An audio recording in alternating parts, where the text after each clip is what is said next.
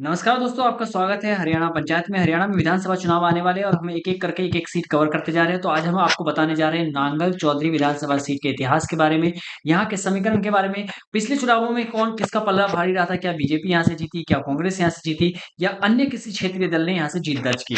तो आज हम इस वीडियो में आपको ये सारा समीकरण बताएंगे। लेकिन उससे पहले आपको बता दें कि जो नांगल चौधरी विधानसभा सीट है, नांगल चौधरी विधानसभा सीट जो है वो आती है महेंद्रगढ़ जिले के अंदर और महेंद्रगढ़ जिले में आती है। साथ ही आपको बता दें कि ये भिवानी महेंद्रगढ़ लोकसभा क्षेत्र में ये विधानसभा आती है। भिवानी महेंद्रगढ़ लोकसभा में 2024 के अंदर जो है यहाँ से बीजेपी के कैंडिडेट धर्मवीर सिंह ने जीत दर्ज की और राव दान सिंह जो हैं कांग्रेस के प्रत्याशी दूसरे नंबर पर रहे। तो ये तो पिछले 2024 का जो लोकसभा चुनाव अभी हाल में बीता है उसका नतीजा था। तो हम इसके इतिहास की बात करेंगे, यहाँ के समीकरण की बात करते हैं। तो चलिए शुरू करते हैं। तो हम बात करें नांगल चौधरी विधानसभा सीट के यहाँ के जातिगत गणित की। इससे पहले आपको बता दें कि यहाँ पे कुल मतदाता कितने हैं। तो आपको बता दें कि 1,66,188 यहाँ पर कुल मतदाता है। अगर हम एससी एसटी वोटर्स की बात करें और मुस्लिम वोटर्स की बात करें तो आप देखेंगे कि एससी वोटर्स जो है 26,092 यानी 15.7% है। वहीं एसटी वोटर्स जो है वो शून्य है। साथ ही मुस्लिम वोटर 3,988 2.4% है। तो एससी वोटर्स की संख्या काफी अच्छी है यहाँ पर। वहीं अगर हम ग्रामीण और शहरी वोटर्स की बात करें तो ग्रामीण वोटर्स जो है 1,59,341 यानी 96% है और शहरी वोटर्स जो है 6,846 यानी 4.12% है।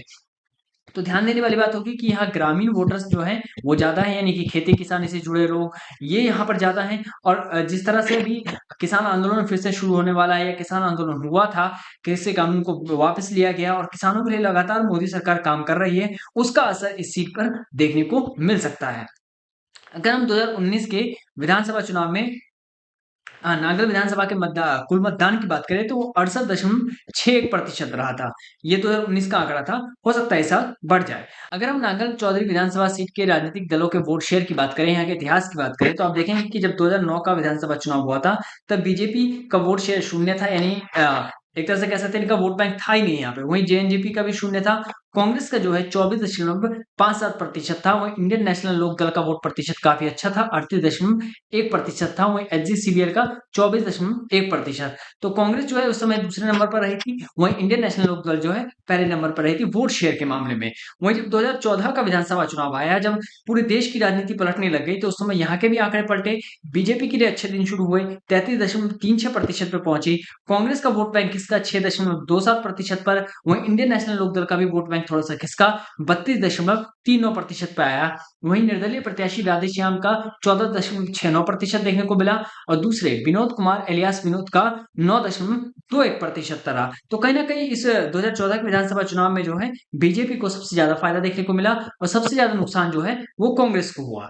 लेकिन 2019 के विधानसभा चुनावों में ये आंकड़े थोड़े से और पलटे। बीजेपी एक बार फिर आगे रही, 53.6% रहा, यानी आधे से ज्यादा लोगों ने बीजेपी को पसंद किया। वहीं जेएनजेपी का रहा 33.7%। कांग्रेस शून्य पर आ गई, इंडियन नेशनल लोक दल शून्य पर आ गया। तो आप देखिए कि जिस तरह से तीन विधानसभा चुनावों की हम बात करें 2009, 2014, 2019 का, तो बीजेपी जो है शून्य से शुरू हुई थी, 53 पर पहुंच गई। वहीं कांग्रेस 24 पर थी, शून्य पर पहुंच गई। तो ये बीजेपी के लिए एक अच्छी बात है कि इनका वोट बैंक बना हुआ है। वहीं कांग्रेस के लिए घाटा रहा कि वोट बैंक इनका लगातार नीचे गिरता रहा। अगर हम बात करें लोकसभा चुनावों की कि इस सीट के लोकसभा चुनाव मतलब भिवानी महेंद्रगढ़ के जब लोकसभा चुनाव हुए थे तब उस समय नागल में क्या स्थिति थी, तो अगर हम उसकी तरफ गौर करें तो जब आप देखेंगे कि 2009 का जब लोकसभा चुनाव हुआ, बीजेपी शून्य पर रही, जेएनजेपी शून्य पर रही, कांग्रेस का वोट शेयर था 29.08%। वहीं इंडियन नेशनल लोकदल का था 36.39%, एचजीसीबीएल का 28.26%।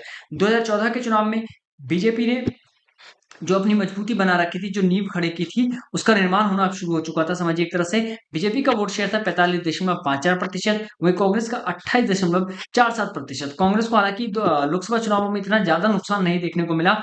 हाँ, इंडियन नेशनल लोकदल को नुकसान ज्यादा हुआ, 36 से 22 पर पहुंच गई।